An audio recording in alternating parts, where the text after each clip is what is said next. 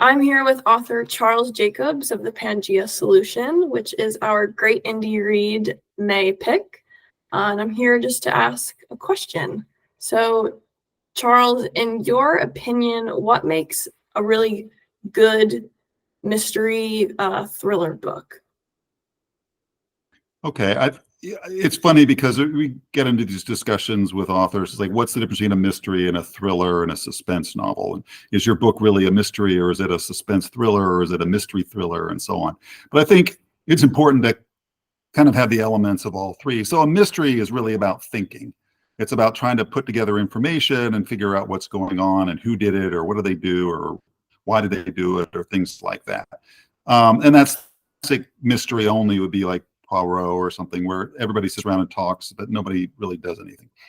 A thriller is about doing and action, and it's about chases and gunplays and fights and, scaling walls and things like that. And I think, again, it's a lot of fun in a book, but if a book is only thriller, if it's all chase scene, it opens up from the scene one to the end, I think you never catch your breath, and I don't think you really get into the story.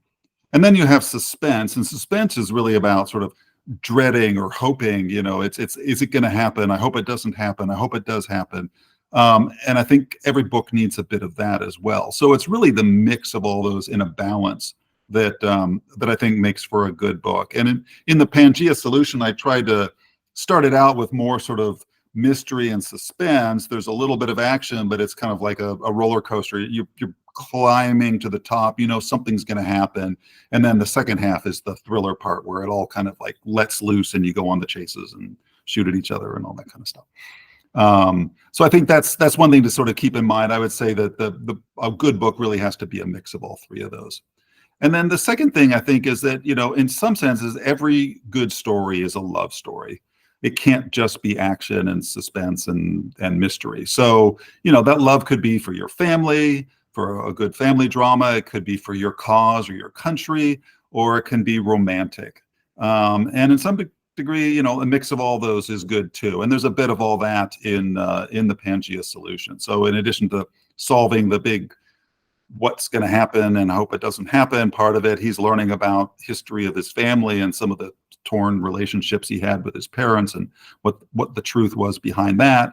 And, he's got the cause to fight for. And then, of course, there's the romantic love that develops as part of the story. So I think, again, a good mix of that makes for a better story. And then finally, I think the best stories are fantasies. And so a fantasy is about, being the person you wish you could be or would be, creating a world that you wish would be. But the thing about a fantasy, and at least the fantasies I like, is it has to start with reality.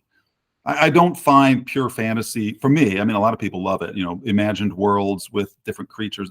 For me, it's got to start with, gee, what's around me now? And then where could that take me?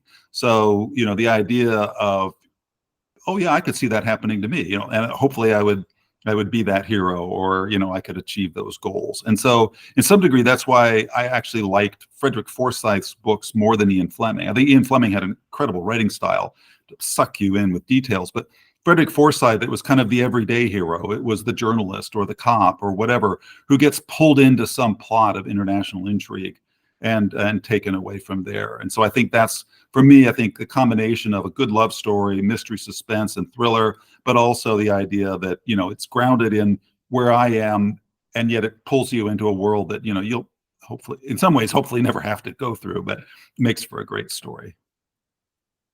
Thank you for your perspective on it.